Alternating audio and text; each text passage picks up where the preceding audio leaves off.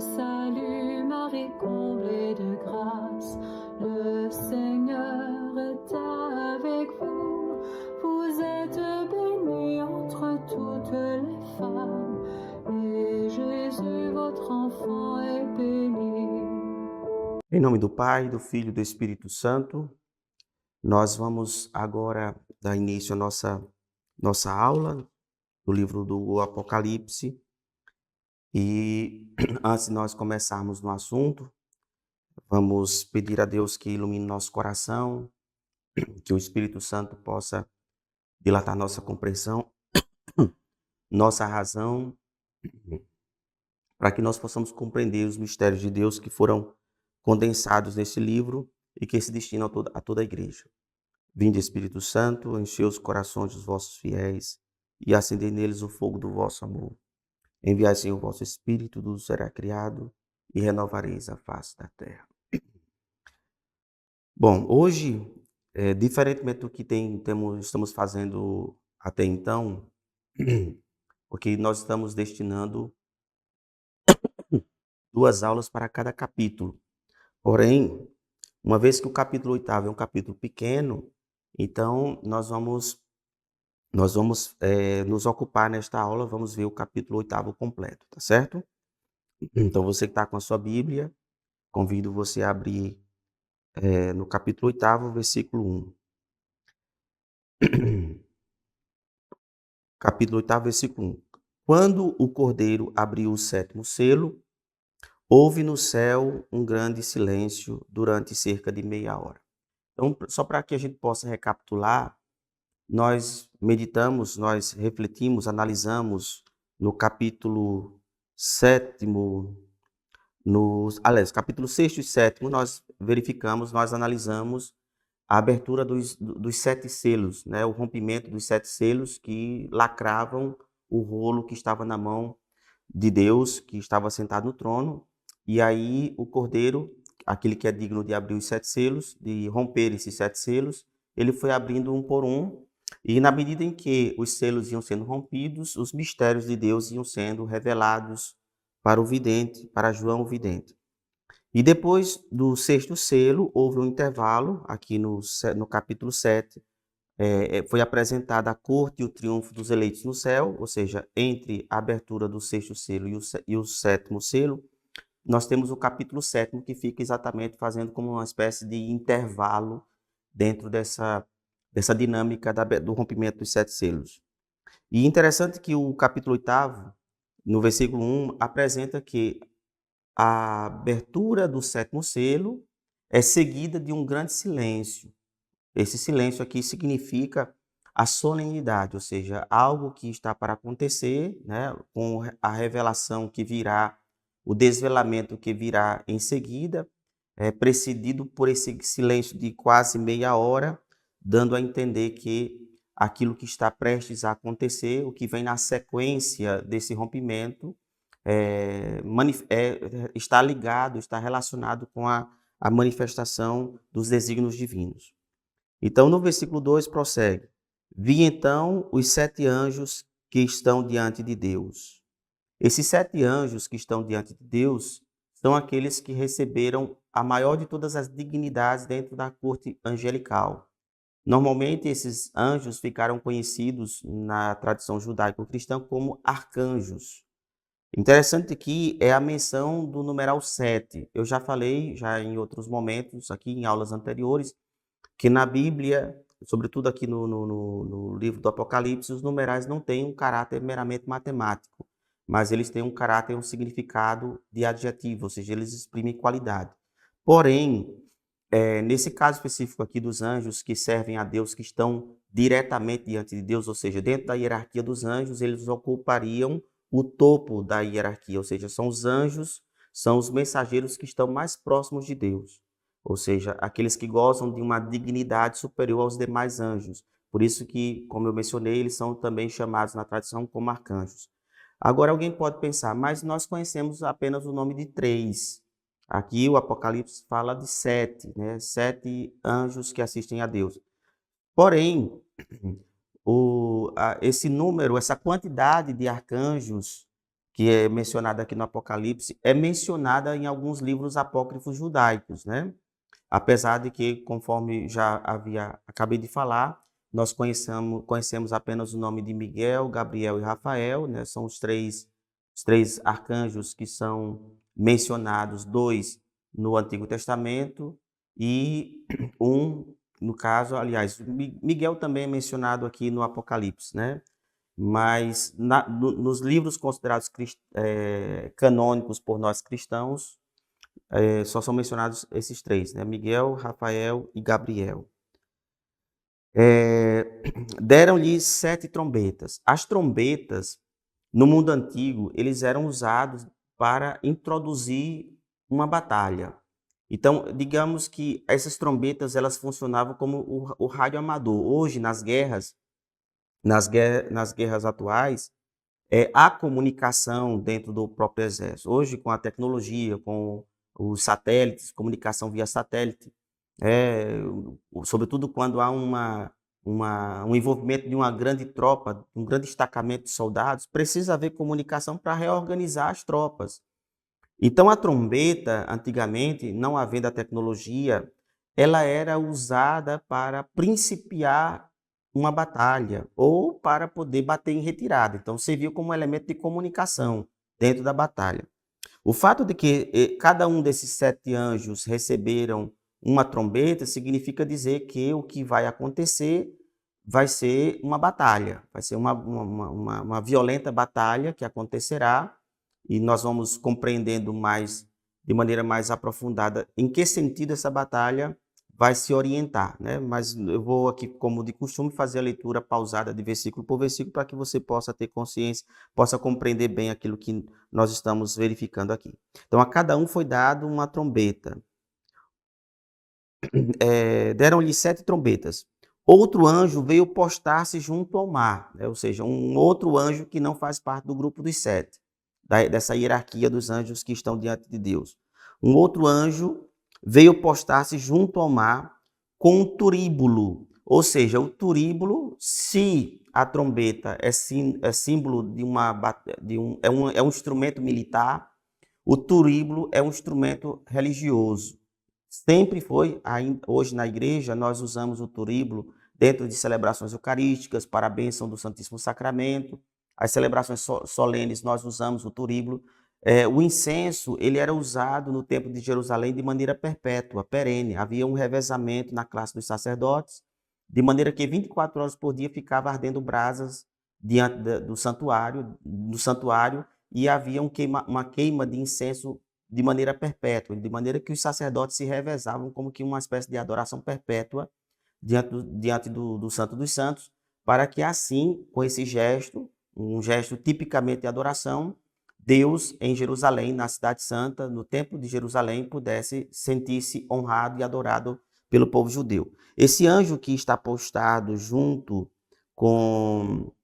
do mar, com o turíbulo, ele dá um sinal. Se a trombeta é um sinal de batalha, o turíbulo é um sinal de que a batalha é de ordem religiosa. Então, é uma batalha mística, espiritual. Não é uma batalha como nós conhecemos, de nação contra nação. Deram-lhe grande quantidade de incenso para que oferecesse com as orações de todos os santos. Mais uma vez, nós vamos ver aqui um elemento que reforça de que a batalha que está prestes a ser iniciada é uma batalha religiosa, espiritual, que vem acompanhada, além do turíbulo, do incenso, vem acompanhada do fervor e da oração dos santos, sobre o altar de ouro que está diante do trono. Então veja que aqui é resgatado um outro símbolo muito forte do templo. Existia dentro do templo um altar feito de ouro, né? Por isso que é mencionado exatamente dessa maneira, onde se colocava de fato a queima de incenso, onde se colocava de fato o fervor e a oração e a adoração que era destinada a Deus.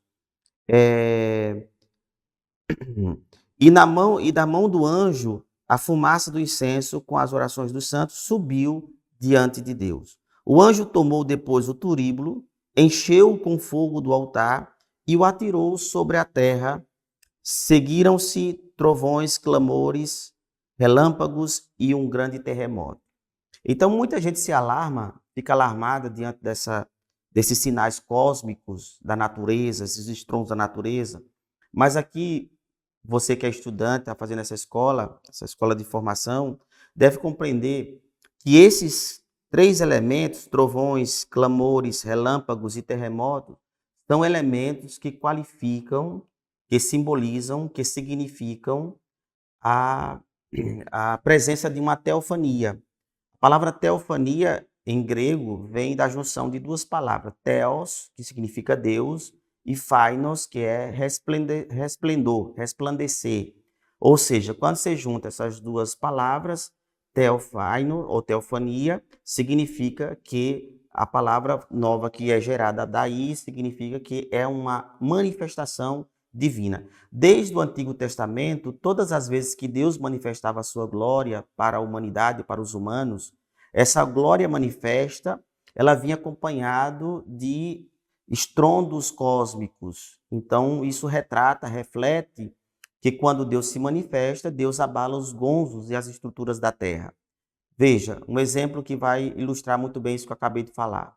Quando Deus se revela a Moisés na montanha, no Monte Sinai, quando é feito o pacto, a aliança, e Deus entrega a Moisés as tábuas da aliança, a multidão que ficou no sopé da montanha ficou aterrorizada diante dos estrondos, dos relâmpagos, dos trovões. Uma densa nuvem recobriu o cimo da montanha. Moisés foi absorvido nessa estrutura de nuvem, porque estava todo ele submerso dentro da glória de Deus. E todos esses fenômenos, digamos, naturais, atípicos ali dentro daquele contexto do deserto, são sinais de que Deus, de fato, baixou sobre aquele lugar. Então, todas as vezes no Antigo Testamento, quando Deus se manifesta, essa manifestação vêm sempre acompanhadas de expressões teofânicas, que é a maneira como nós normalmente nomeamos esses sinais.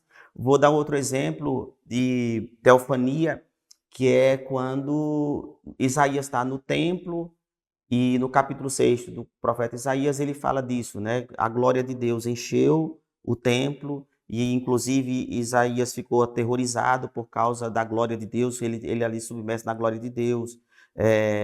E aí ele diz, ai de mim, eu, homem de lábios impuros, vi o Senhor Deus do universo. E aí um anjo vai com uma brasa tirada do altar, coloca na boca do profeta e o anjo diz, não digas mais que és um homem de lábios impuros, porque teus lábios e tua boca está pura. Depois, outro exemplo de teofania, agora no Novo Testamento, o batismo de Jesus e a transfiguração. São dois episódios em que nós vamos verificar sinais teofânicos. No batismo de Jesus, ele desce a água. O texto de Marcos diz que o céu se partiu e o Espírito vem do céu sobre Jesus, e uma voz do céu, vinda do céu, diz, este é meu filho muito amado, no qual me comprazo. A expressão em grego do Evangelho de Marcos, para refletir o céu que se abriu, lá usa a expressão esquizomai. A palavra esquizomai em grego significa partir, ou seja, há uma violência no céu, esse céu se parte e do céu pousa, como pousa uma pomba, o Espírito Santo sobre Jesus. Lá na transfiguração, os elementos teofânicos é a mudança de aparência de Jesus, mais uma vez aparecem duas figuras do Antigo Testamento, Moisés e Elias, também uma nuvem que aparece e a voz de Deus que fala, né, este é o meu filho amado, mais uma vez, recupera mais ou menos aquilo que foi dito na transfiguração, no batismo de Jesus. Então, esses elementos, trovões, clamores, relâmpagos e terremotos, são sinais que representam, que significam a presença da glória de Deus. Então, nós não vamos aqui ficar imaginando, porque aconteceu um terremoto no Chile, é um indício de que o mundo vai se acabar. Terremoto sempre aconteceu no mundo. A Terra está em constante estado de expansão. Eu morei na Itália 4 anos e durante a minha estadia em Roma, eu presenciei vários terremotos. É terrível, né, a sensação do terremoto, mas a Itália acostumada com terremoto desde sempre, desde que Itália é Itália, desde que ali é habitado, que sempre teve terremoto. Inclusive, a cidade foi destruída várias vezes por causa dos abalos sísmicos. Então, não adianta você querer aplicar o texto bíblico toda vez que aparecer um terremoto, toda vez que escutar um trovão, você imaginar que aquilo é porque o mundo vai se acabar. Não, claro que isso aí é um fundamentalismo, né? Muitos evangélicos acabam enveredando por esse caminho do fundamentalismo. Os 7 anjos, munidos com as 7 trombetas, se prepararam então para tocar. Significa dizer que eles vão preparar vão soar as trombetas. Então nós vamos ver, eles não vão soar ao mesmo tempo. Cada um vai soar a seu tempo, a seu modo. E na medida em que uma trombeta, um anjo faz soar a sua trombeta, sucede um grande cataclismo, um grande evento, né, digamos, dentro dessa batalha. Então, e o primeiro tocou. Caiu então sobre a terra granizo e fogo misturados com sangue. 1/3 parte da terra se queimou, 1/3 das árvores se queimou e toda a vegetação verde se queimou. Então aqui nós vamos perceber que o primeiro sinal foi uma interferência negativa no cosmos, na criação. Mas o que é interessante é que essa batalha começa, de fato, afetando, atingindo a criação, porque nós aprendemos lá em Gênesis, no capítulo 1, versículo 2, que Deus, no princípio, quando criou o mundo era caótico, o mundo estava em desordem, mas Deus, em 6 dias, foi dando forma e ordem a toda a criação caótica. Mas interessante que lá em Gênesis diz que o Espírito de Deus paira sobre a superfície das águas revoltosas. Significa dizer que mesmo no caos, Deus mantém o controle. Aqui acontece a mesma coisa.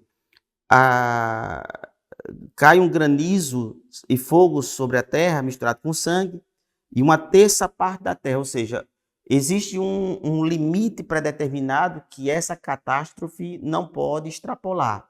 E um pouco adiante vocês vão compreender do que se trata. Eu não vou antecipar aqui, nesse ponto aqui agora, antecipar os elementos que virão adiante, que vai nos ajudar a compreender a seu tempo. Quando chegar, aí eu volto a explicar esta parte que nós acabamos de ler. Versículo 8. E o segundo anjo tocou. Algo como uma grande montanha incandescente foi lançado no mar. 1/3 parte do mar se transformou em sangue. Pereceu 1/3 das criaturas que viviam no mar e 1/3 dos navios foi destruído.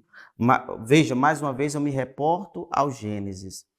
No Gênesis nós vemos que Deus, nos 3 primeiros dias da criação, ele separa os 3 espaços vazios: a terra, o mar e o firmamento do céu, porque tudo no princípio estava caótico. O que o texto está dizendo? O texto está afirmando aqui que antes do grande dia do Senhor, da vingança de Deus sobre os maus, tudo isso todo o cosmos vai passar pelo processo de recriação. É como se a Terra estivesse voltando ao seu estado primitivo, antes da ordem do estado de ordem, de perfeição que foi dado com a semana da criação, certo? Então como dizia Paulo na carta aos Romanos, ele diz o seguinte: toda a criação geme como que em dores de parto, aguardando a manifestação dos filhos de Deus. Portanto, toda a criação, todo o cosmos, ele também está destinado à restauração. Tanto que Pedro diz: haverá um novo céu e uma nova terra. E de maneira que tudo aquilo que Deus criou antes do fim, ou seja, quando o fim, nas etapas anteriores ao fim, haverá esses cataclismos aqui descritos, mas depois Deus haverá de restabelecer e restituir toda a beleza da criação. E o terceiro anjo tocou. Caiu do céu uma grande estrela ardendo como uma tocha, e caiu sobre a 1/3 parte dos rios e sobre as fontes. Pronto, aqui é o ponto que vai nos ajudar a compreender tudo o que foi descrito até então.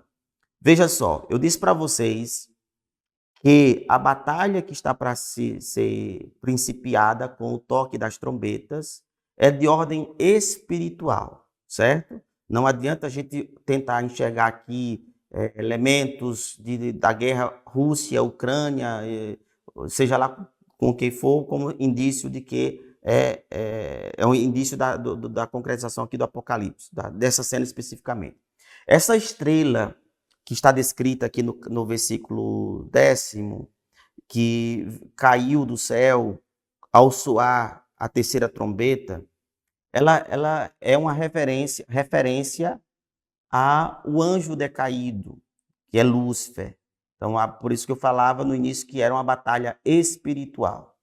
Então, nós sabemos que Lúcifer era um anjo que estava, inclusive, acima dos arcanjos. Na angiologia, né, no estudo dos anjos, Lúcifer ele estava no topo da hierarquia angelical. E na qualidade de anjo da luz, ou seja, a palavra Lúcifer significa exatamente isso, um anjo que brilha, um anjo que resplandece. Ele, portanto, se rebela contra Deus e querendo ele ocupar, digamos, usurpar a dignidade divina de Deus, ele foi precipitado na terra. Tanto que aqui nós vamos ver que no Apocalipse ele vai ser retratado como uma estrela. Porque a estrela materializa, digamos assim, simboliza, indica o aspecto brilhante dele, mas uma estrela, ela só tem beleza e fulgor quando ela está no céu. Ao cair na terra, ela se torna um caos. De fato, o Lúcifer, ao decair, ao cair em seu pecado de soberba, de arrogância, ele foi precipitado na terra. E essa sua precipitação na terra ocasionou todos os desastres que a humanidade presenciou. De maneira que essa miséria, ela também reverberou na criação. Hoje nós estamos vendo a natureza que se rebela contra Deus, por isso, aliás, que se rebela contra o ser humano. Nós estamos vendo hoje aqui no Brasil, né, as notícias que nós estamos acompanhando aí pela imprensa, de que nós vamos ter um dos anos mais quentes da nossa história. Nós estamos vendo aí a questão do desmatamento, que é uma ação humana de destruição e que cada vez mais tem causado desequilíbrio da natureza. Então veja que tudo isso, todas essas catástrofes cósmicas na água, na terra, no mar, nos rios, que foram aqui anunciados anteriormente, são todos consequências dessa estrela grandiosa, estrela que caiu do céu sobre a terra. Então não imagine que aqui esteja falando de uma estrela, essa estrela natural que nós vemos brilhando lá no céu, até porque se uma estrela dessa cair sobre a terra, elas são gigantescas, porque elas estão numa distância, uma distância imensa da terra. Nós vemos elas tão pequenininhas, mas na verdade elas estão a anos-luz de distância da terra. Se nós somos capazes de vê-las aqui da terra, é porque de fato elas são gigantescas, muitas delas muito maiores do que a própria terra. Então não tem condições de uma estrela cair sobre a terra e a terra ainda existir. Como vocês vão perceber logo a seguir, que embora essa estrela caia do céu sobre a terra, mas o mundo continua existindo. Apenas uma terça parte ela é que é danificada. Isso significa dizer que mesmo que Lúcifer tenha se precipitado sobre a terra, ele não tem poder absoluto na terra. O fato de o texto dizer que uma terça parte da terra será danificada, significa dizer que, mesmo que o interesse dele seja de danificar tudo que ele puder, tudo que ele quiser, mas na verdade ele tem um poder e um domínio sob controle, de maneira que ele, aqui está descrito que ele, diante de Deus, que é o grande controlador da vida humana, ele não tem poder absolutamente de manipular até que tem, né, por causa da tentação, da sedução. Esse é o poder, é a forma dele exercer seu poder no mundo, mas não mais do que isso. O nome da estrela é Abismo. Veja que João ele se esquiva de dizer o nome Lúcifer. Ele vai usar a expressão um codinome, né? O nome da estrela é Abismo. A terça parte da água se converteu em absinto e muitos homens morreram por causa da água que se tornou amarga. Aqui está se referindo à amargura da sedução. Interessante que nós vamos ver lá em Gênesis, também no ato da criação, quando Deus, da queda do homem, né, quando quando o homem vai cometer o pecado original, o texto de Gênesis coloca a serpente, porque a serpente é um animal peçonhento, que tem uma peçonha, que quando inocula o seu veneno, ela vai, de forma gradativamente, ela vai matando, né? Ela vai destruindo as defesas do organismo do ser humano, ou qualquer ser vivo. No caso aqui, a maneira de retratar essa nocividade é através da amargura, da fealidade da água. Então, a água vai trazer o tormento para a vida humana. Mas, na verdade, aqui está retratando a queda do ser humano. Então, brevemente, o capítulo 7º está apresentando um breve histórico da queda dos anjos e também, consequentemente, a queda do homem, ou seja, é um compilado da história anterior à criação do homem, com a queda de Lúcifer, e depois da criação da humanidade, consequentemente, a sedução por causa dessa estrela que caiu sobre a terra e foi seduzir o ser humano para fazê-lo morrer. E o quarto anjo tocou. O quarto anjo tocou, um terço do sol, um terço da lua e um terço das estrelas foram atingidos, de modo que a terça parte deles se ofuscou. O dia perdeu o terço de sua luz, como a noite. Mais uma vez aqui continua a queda dos astros, mais uma vez, como nós já conhecemos através dos livros apócrifos judaicos, Lúcifer não cai sozinho. A sua queda implica uma queda de inúmeros anjos que com ele são debelados, são expulsos do céu e eles são precipitados na terra. Na antiguidade, os astros do céu eram considerados seres divinos, mas os cristãos consideram as divindades pagãs como sendo demônios, né, na verdade. Mas se você for estudar, por exemplo, a mitologia tanto grega quanto romana, boa parte dos nomes das divindades são nomes de planetas, dos astros que estão no céu. Então não é por acaso que logo após a queda dessa grande estrela, essa grande estrela que se chama Absinto, depois se precipita na Terra uma terça parte do Sol, uma terça parte da Lua, uma terça parte das estrelas são precipitadas na Terra e vem as trevas, que é o que caracteriza o reino que vai caracterizar o reino deste anjo, que agora não é mais anjo de luz, mas agora será anjo das trevas. Por isso que haverá trevas sobre a terra. A terra o dia perdeu um terço de sua luz, bem como a noite perdeu um terço de sua claridade por causa da lua e por causa das estrelas. Então vi e ouvi uma águia que voava no meio do céu, gritando em alta voz: ai, ai dos que habitam a terra, por causa dos restantes toques da trombeta dos 3 anjos que estão para tocar. Então, 4 anjos já fizeram soar suas trombetas. Então, nós percebemos que cada uma pré-anuncia uma catástrofe. E aqui eu quero retomar aquilo que eu disse um pouco recentemente, que a introdução desse capítulo apresenta, além dos 7 anjos, ou seja, os arcanjos que vão combater em defesa da bandeira divina, do partido de Deus, contra esses astros decadentes, esses astros que caíram, que se corromperam. Lembram que eu falei também do turíbulo, com a fumaça representando exatamente que se trata de uma batalha espiritual. Então, essa guerra que está sendo retratada aqui é a guerra entre o reino da luz contra o reino das trevas. O reino da luz é representado aqui pelos 7 arcanjos e o reino das trevas fulgurado aqui pelas estrelas que são precipitadas da terra. Essa batalha não vai ser conclusa aqui.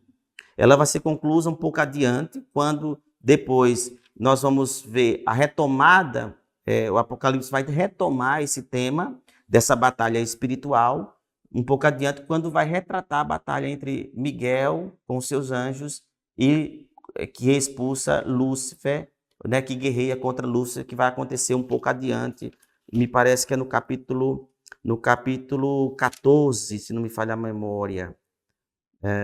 Bem, enfim, um pouco adiante. Um pouco adiante nós vamos ver essa batalha, vai ser uma espécie de reprise com outras palavras, nós vamos retomar este tema um pouco adiante. Então, por isso que aqui o texto diz uma águia que esvoaça, que significando o poder, né? Símbolo do poder. A águia, ela tem um poder, é uma ave extremamente precisa nos seus ataques, por causa da sua visão, sua agilidade, representando aqui o poder divino que anuncia o que está por vir, né? Vem como um lamento, um grande lamento, né? Um grande lamento. Então nós paramos aqui nossa aula, nós terminamos aqui o capítulo 8º, como eu falei para vocês, por se tratar de um capítulo muito breve, muito pequeno, deu exatamente para nós fazermos a análise teológico-exegético dele, e na próxima aula nós voltaremos a fazer nosso estudo conforme nós vimos fazendo anteriormente.